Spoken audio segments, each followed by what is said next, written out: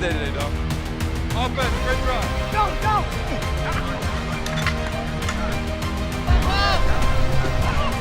Stop. 1, 2, 3, good.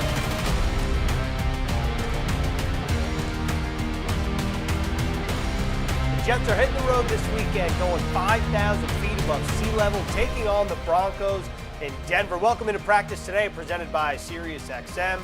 I'm Ethan Greenberg, joined alongside Eric Allen here in the BetMGM studio. I thought maybe there was a chance that we were going to have our first inside practice here on practice today, but the guys are outside before the rain comes in here in Florham Park. Crossing our fingers about the rain here locally after what happened a couple weeks ago, but good factoid right there. 5,000 feet above sea level this weekend, huh? And also, you spoke to Morgan Moses on the Official Jets podcast with Lachey Douzable. He was talking about preparing for the elevation. A lot of players, like Morgan Moses, very thorough in taking care of his body, wearing a mask, the elevation mask throughout the week. Have you ever worn one of those? I have not. Have you? Nor have I.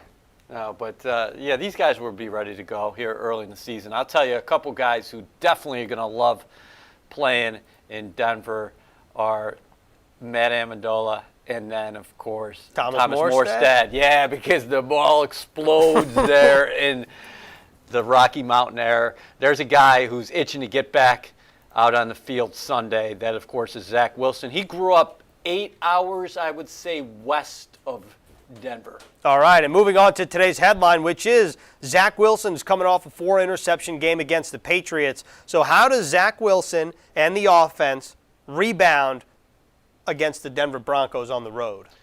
Well, the thing you want from the offense is more points, right? It's a point-scoring league, and so far this season the Jets have been limited to 20 points in 2 games. Zach Wilson, of course, like you mentioned, turnover-prone against the Patriots. We've seen that a lot of times over the years for rookie quarterbacks struggling with the Patriots' defense. But we knew there were going to be bumps along the way. I think, and you've been talking to people all week as well about this, the Jets love this kid's resiliency, his work ethic. And like Mike LaFleur just talked to the reporters right now, and he said that everybody's in that position before, been in that position before where, hey, you've been out there on the field, things didn't go your way, and you're itching to get back there on the field. You play a lot of basketball. I mean, when you lose, you want to know who's next up because you want to get in line because you want to get back on the court and get that run in. Yeah, I really like that anecdote because I think a lot of people would think, oh, you know, maybe Zach Wilson, to use him as an example, maybe he was not in a good mental state after the game. Maybe he was feeling bad about what had happened. And LaFleur basically said it was the opposite. It was the game was over.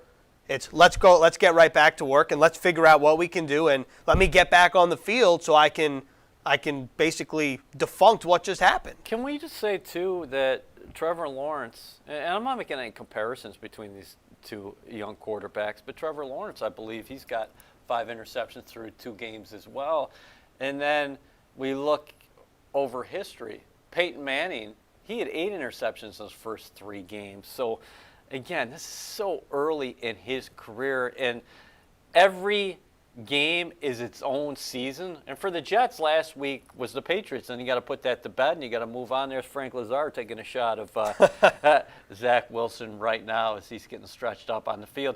Very formidable Denver Broncos defense, though, across the board. I'll tell you what, they got to be very encouraged about what they've done. And for the Jets, this is their second game on the road and the second stadium they'll be playing in where fans will be celebrating a home opener.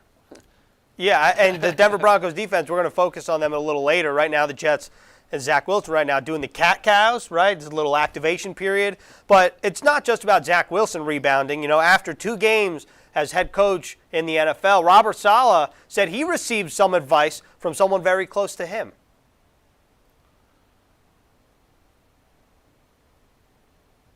Mother, broken English, doesn't even know how many yards it takes to get a first down, and she was coaching me up on what we should tell our receivers.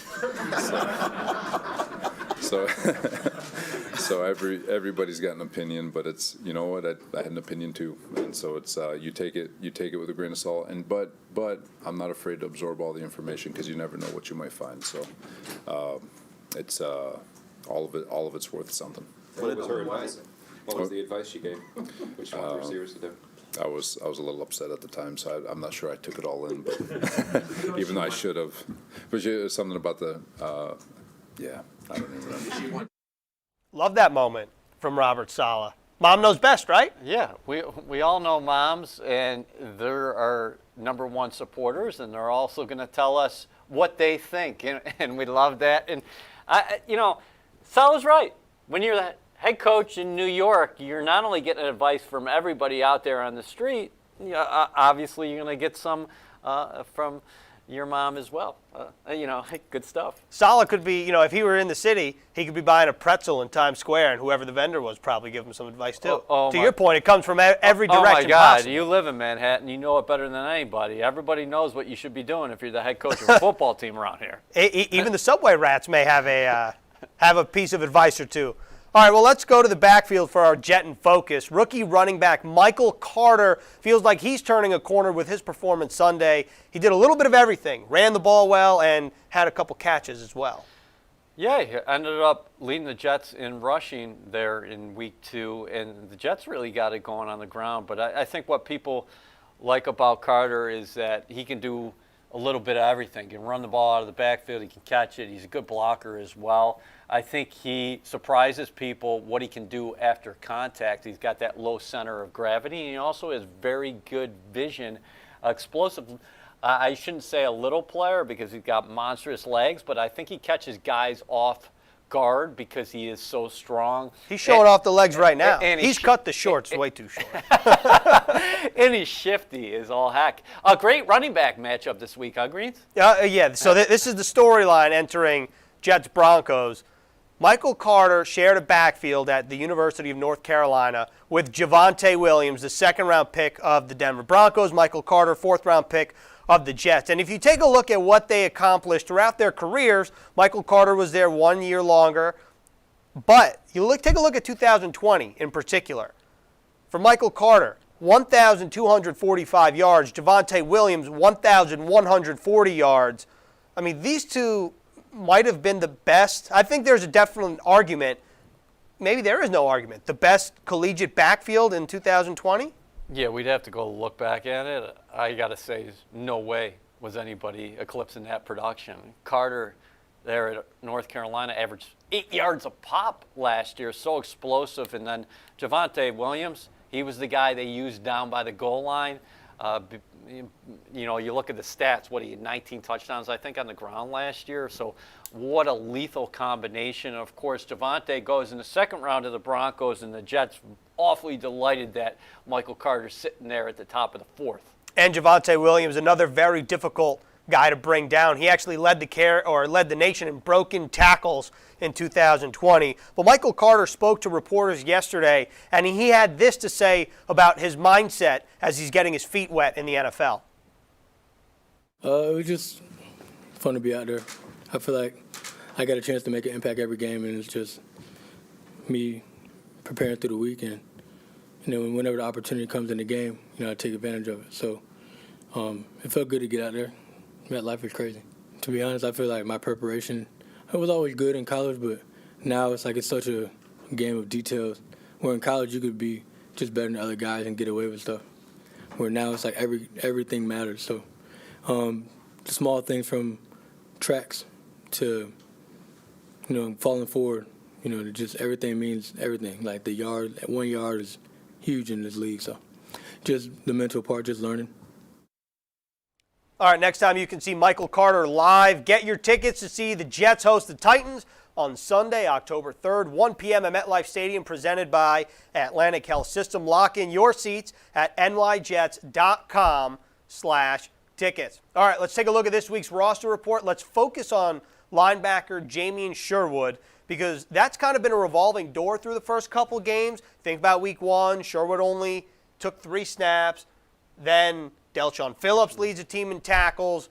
Now Quincy Williams in the mix, and that's really the position we're going to focus on. But also you got to keep your eye on Jamison Crowder, who did not practice yesterday because of a groin injury. Yeah, the Jets are really hoping to get Crowder back in the lineup. You love that veteran presence at the slot position. But you mentioned linebackers. There's C.J. Mosley, who was really tremendous. You know, that kind of gets lost a little bit, I think, nationally because the Patriots won by 19 points, 25-6, and we're talking about Wilson and Mac Jones, of course, but this guy was all over the place on Sunday, and it's such a great sight to see. You know, he looks quicker than ever. He's always been such a physical presence, an instinctive force, a guy who is a great intellectual on the field. I mean, he's got some great football instincts. And there's Jamie Sherwood right now. He started week 1. Maybe the Jets can get him back in the lineup this week. That would be a boost because it has been somewhat of a revolving door there at the linebacker position. You mentioned Sherwood starting in week 1, and then you go to Dalshawn, and then obviously Quincy Williams, Quinn's brother. So, you know, as we're going back between C.J. Mosley and Jamie Sherwood on the screen, both guys have dreads, just different colors. And also, the one thing I want to say about Jamie Sherwood. That's EC right there. Yeah, that is. Okay. I mean, would you consider Jamie Sherwood's, I mean, Auburn's got like maybe a hint of yellow, gold? I mean. No, is it? I think there's like a slight, like in the logo, I think there's a slight outline. We got a lot of guys in the SEC, the Jets, too, on that defense, huh? Yeah, also, I mean, how about the offense? Elijah Moore, Pat Surtain, that's Yep. an SEC rookie matchup. There you go. But with Sherwood in particular, I feel like I have my eyes on him for a couple reasons. One, because of the reasons we laid out, but two, we haven't really seen him play in an NFL game, a full one, in the regular season. And I'm curious to know what he has to offer because Jeff Ulbrich, you spoke to him, he loves this guy. Yeah. He's got a great mind for the game, and those are the two rookies making the transition. We talked about this for months. Hamza Nasruddin, of course, out of Florida State, and Sherwood playing last year at Auburn, coming down, playing the box safety right now for the Jets. I thought they were very good against the run. I know Mac Jones got his numbers, right? But a lot of that stuff was short stuff, and they played to the scoreboard. They were playing with the lead throughout the game, but except for that, and I know a lot of guys are going to be mad about the Damon Harris touchdown run. If you take that off the board, the Jets were very stout against the run. Didn't you think that they showed improvement from week 1 when McCaffrey got his yards? I also think that they're just too, like Christian McCaffrey is one of, if not the best and most elusive running back in the NFL, where Damien Harris, even the guys that the Jets are going to see this weekend, Javonte Williams and Melvin Gordon, I think the Jets match up better with those players because they're not at the level of Christian McCaffrey, and that's not a knock on those players. It's just Christian Different McCaffrey players, yeah. is a very different, unique, rare breed compared to the guys that the Jets saw last week and will see moving forward. And there's Jeff Ulbrich with Robert Saleh right there. The Jets have been really good defensively. You didn't know. There's a lot of question marks, especially in the back seven, right, to start the season. You were counting on the defensive line creating chaos and some havoc. But the Jets so far this season, one of 9 teams in the NFL have got 10 quarterback hits and 10 stops behind the line of scrimmage. And we're going to talk about this Jets defense furthermore in a bit. But first, let's see what the Broncos defense has to offer, courtesy of Brian Baldinger in this week's Baldy's Breakdown presented by Sharp. Thanks, Ethan. Today I want to take a look at the Broncos defense and what the Jets can expect this coming Sunday.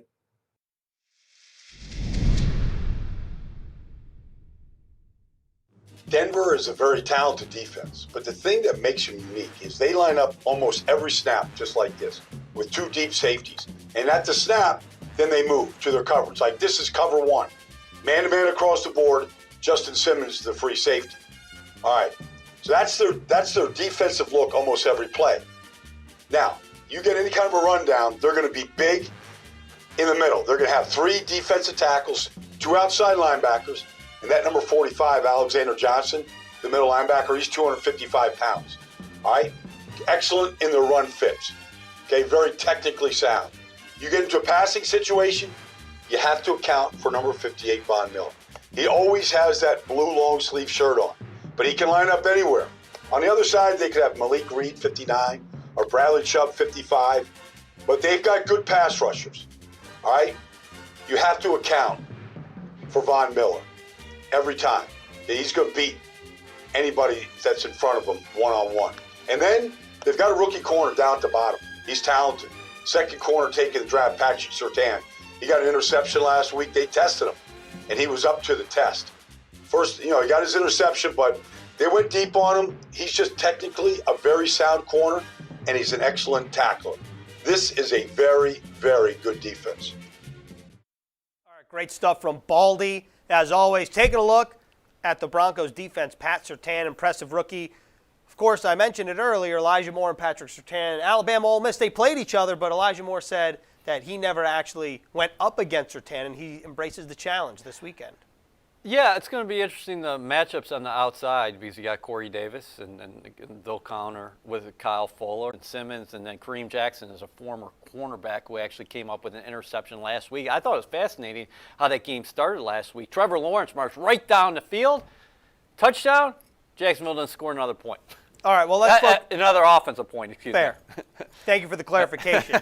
So the national storylines, of course, around the Jets right now, they're focusing around Zach Wilson.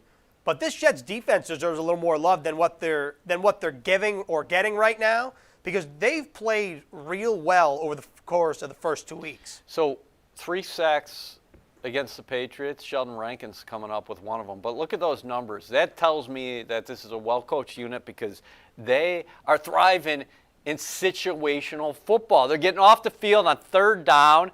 They're tightening it up inside the red zone.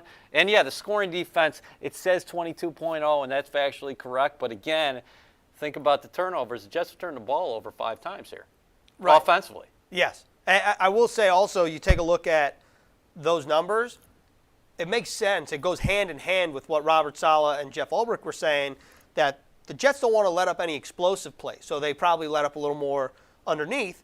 But when it's crunch time, when it's third down, when it's goal to go, when it's red zone, they really tighten the screws and they buckle down. Yeah, and can I give a tease, the Jets game day with Robert Saleh, which will air Sunday morning here in New York at 11:30. I asked him about the approach on third down. Like, everybody says, oh, the Jets are so basic, you know what they're going to do defensively. Well, first and second downs, yeah, they run their stuff. But third down, they really empty it out a little bit. We saw that when Marcus May comes on the safety blitz on that first drive against the Patriots. Lorenzo Fatukasi remains one of the top run pluggers in the NFL. Shaq Lawson, another guy who's really solid in terms of setting the edge. And Quinnen Williams and Sheldon Rankins, you love that combination in the middle as well. You said basic earlier, and I just have to bring this up, unrelated to football. What do you make of people who consider pumpkin spice lattes basic? Because it's pumpkin spice latte season. Yeah, I'm trying to stay away from too many lattes because they're quite fattening, people tell me. But I do love my pumpkin spice. But lately, I've been just picking up black coffees. How about that? All right. Well, you got to make sure you indulge a little bit. How about there's some pumpkin spice ice cream that I can't reveal the store because we'd be giving free promos out there. But, yeah, watch out for that as well. That's pretty good. All right. But you're a pumpkin guy, essentially. Oh, my God. Pumpkin season 12 months a year. All right, well, Jets fans, as you stock up for game day this season, keep an eye out for specially marked Pepsi products for your chance to win exciting Jets prizes from Pepsi, the official soft drink of the New York Jets. All right, it's time for our Stats Amazing segment on Practice Today, courtesy of Randy Lang, who digs up gem after gem after gem. This week, it has to do with maybe something a little unfortunate here. If you rewind the clock back to 2018, Marcus May registered the third longest interception return in NFL history and the longest non-scoring interception return in NFL history. 104 yards. He picked it off 5 yards deep in the end zone. Here's the clip. Case Keenum, this feels like forever ago. Marcus May in the old uniforms trying to get his first professional touchdown. And I'm pretty sure we'll see Courtland Sutton come into frame here. And there's Connor McGovern, actually. If you look on the right, there he is, number 60, as a Bronco, making his return. Oh, we got to talk to Connor about that tackle. Here he is. What is Courtland Sutton doing out there? Courtland Sutton's got to relax. This was the last play of the game, I think. Yeah, it really was. Unfortunately, Mayday wasn't able to celebrate. There he is, new number, too. Yeah, I do like, you mentioned the old uniforms. You like the look, Jets white on white, huh? I do like the, you mean like. Is that your favorite? I think it's the cleanest. I really like it. I think it's crisp. I think the obvious or the most common answer is going to be stealth black. But the white on white, you can't sleep on it. So May's standing there, with Denzel Mims, of course. Mike LaFleur said today that Denzel Mims are coming off a great practice, so we'll have to see if he can crack into the lineup this week. All right, well, for more numbers, let's hear from NFL Network analytics expert Cynthia Freeland. Thanks, guys. Here are my 3 numbers you need to know ahead of this week's matchup with the Broncos. The first number is -1. That one's all about Marcus May. Last week against the Patriots, he had not just 0 yards in coverage, but actually forced a 1-yard loss and forced an incompletion. Oh, and he also had a sack. The sack number is also interesting. It actually stands at 3. Last week, Jonathan Franklin Myers, Sheldon Rankins, and of course Marcus May all had sacks. Franklin Myers actually also had 2 run stops and forced a fumble. For me, I count things in win share. It's like WAR for baseball, but this is in NFL. And Jonathan Franklin Myers, in this scheme, he's had the biggest uptick in WAR in the first 2 games. The last number, 5.4. That's rookie running back Michael Carter's yard per carry average. Well, that's like a normal one. I usually give you a more advanced one. So when I break it down with the advanced stuff, it shows his change of direction speed, either because he was contacted by an opposing defender or because schematically they were trying to create more space, like on rushes to the outside. Ooh, it was top-notch, flashing something that could be a big sign of great things to come. Watch the numbers game with Cynthia Dan Grassa Sunday at 10:30. All right, so let's circle back here before we wrap up with the option route. Let's bring it back to the quarterback. We've talked about all the different angles of this Jets team. What do you think Jets fans should expect from this Jets offense, particularly Zach Wilson, this Sunday in Denver? Well, it would be great to get off to a little bit of a quicker start. I think the Jets have had some difficulty with that in the early goings. The other thing is Robert Saleh, and I wanted to get your thoughts on this. He mentioned, hey, play boring football at times. And LaFleur actually echoed those sentiments, saying sometimes you got to take what the defense gives you. Zach Wilson so far, he's tied for 3rd in the National Football League with 6 pass plays of at least 25 yards. Yeah, I think that dissecting what you said, going with the boring football first, I think that's kind of what we saw Mac Jones do. Like if you think about the flea flicker play that they had where Mac Jones and James White back to Mac to Jonnu Smith down the field, Mac Jones had an option to really go deep, but he took the safe play. And if you think about Zach Wilson's interception, the one that went through Corey Davis's hands, Zach Wilson could have dumped it down to Elijah Moore, probably gotten, 8 yards, maybe more, depending on Moore's agility, right? And then, of course, it ends up being an interception. Yeah. There's a lot of things to be encouraged about. We sat there a couple moments ago and started talking about the defense. But again, when you rush the ball for more than 150 yards, that says the offensive line is getting some push. Now, LaFleur also brought up the fact that the Patriots playing a lot of man, which means obviously defensive backs have their back to you. So that helps out in the run game. You're going to be dealing with one of the best pass rushers that we've seen over the last 20 years. Or, he's an NFL Hall of Famer, Von Miller. So you have to count for him every possession, every play. But can he get the run game going? Because, again, the Broncos are tough in that secondary. But I like what I saw from not only Michael Carter, the rookie, last week, but Elijah Moore. Very nearly got going. I thought 4 receptions, close to 50 yards receiving. Almost if Wilson puts that ball out there a little bit closer to the field as opposed to the boundary, maybe he's got a touchdown on that wheel route. Yeah, I definitely agree with that. And I think the good news for the Jets is that the Broncos and Patriots, similar, they play man-heavy schemes. So that's what you could be expecting when the Jets take on the Broncos. Sunday, 4:05 here, 2:05 local Mountain Time.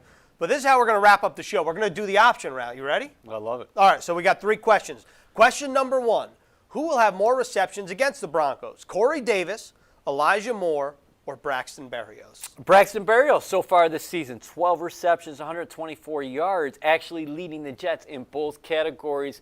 I'll take Davis for receptions, Moore for yards. Oh, wow. I didn't realize we could do a little split here. So I like that actually a lot. So if it's receptions, I'll stick with Davis, but I'm taking that guy, number 8 for yards. Okay, I'm gonna go Elijah Moore for receptions. Okay. Because you think about what Elijah Moore did at Ole Miss last year, single season school record, 86 receptions in the SEC. Elijah Moore heating up, kind of like Zach Wilson. You hear he doesn't make the same mistake twice, so I'm rolling with 8. EA's rolling with 84. Question number 2, who will get sack number 1 in the 2021 season first? Bryce Huff or Quinnen Williams? All right, Huff's got 2 quarterback hits already this season, and Quinnen Williams, it's only a matter of time before he gets his first one.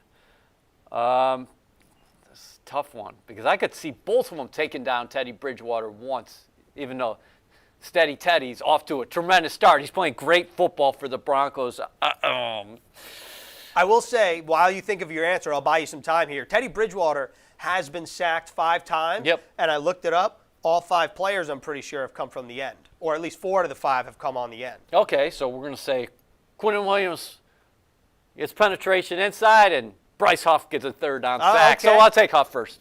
Okay, I feel like I'm going to go off what you said earlier. It's just a matter of time for number 95. We saw Rankins get a sack last week coming from the interior. I think Quinnen's going to get his first before Bryce Huff gets his first. Also, Williams had 7 sacks in 2020. Maybe they both get sacks this week. I like that. Yep. But then for this question is really who will get it first, right? So like if Bryce Huff gets it in first quarter, Quinnen, we'll take either. All right, question number 3, and this is how we wrap up the show. Which is the better division in the NFL? The AFC West, who of course the Broncos are a part of, or the NFC West? I'm buying the AFC West right now. I think the top team in the NFC West is the San Francisco 49ers. Arizona's playing some exciting ball right now. Kansas City, though, they've appeared in the last 2 Super Bowls. So you go to the AFC, you got the Raiders, who are 2-0. Very impressive home win over Baltimore. Then they go on the road and take down the Steelers. Everybody loves the talent the Chargers have, and Justin Herbert, of course. And the Broncos are 2-0. I'm going to AFC West, and I think that will play out over time. All right, I'm going with the NFC West. Just looking at the standings last year, there was one team in the AFC West above 500 last year. That, of course, was the Chiefs. The only team below 500 in the NFC West last year was the San Francisco 49ers. Who I think is the best team in the division. That's my point. So I'm rolling with the NFC West right now. Of course, Seahawks, Rams, Cardinals, Niners. We don't have to talk about them because the Jets do not play them. The Jets will see the Denver Broncos, who play in the AFC West, and that's all we have on this episode of Practice Today, presented by SiriusXM. We have a lot on tap this weekend, starting with Jet Life Saturday night, 11:30, CBS 2 New York. Then Sunday, we got the Numbers Game, 10:30 a.m., presented by WynnBET. 11:30, Jets Game Day with Robert Saleh, presented by FanDuel. A new time for Pregame Central, presented by Uber Eats, because that is 2 p.m., and then Jets Pregame Live, 3 p.m., presented by WynnBET. Postgame Live, that's SNY, but really you got to make sure that you tune into Jets Overtime with EA, Anthony Beck, Eric Coleman. That's presented by Nissan. And you'll be on that show. I'll be from on there Denver, representing from Denver. But that is all we have right here inside the BetMGM studio today, and we will see you on Sunday.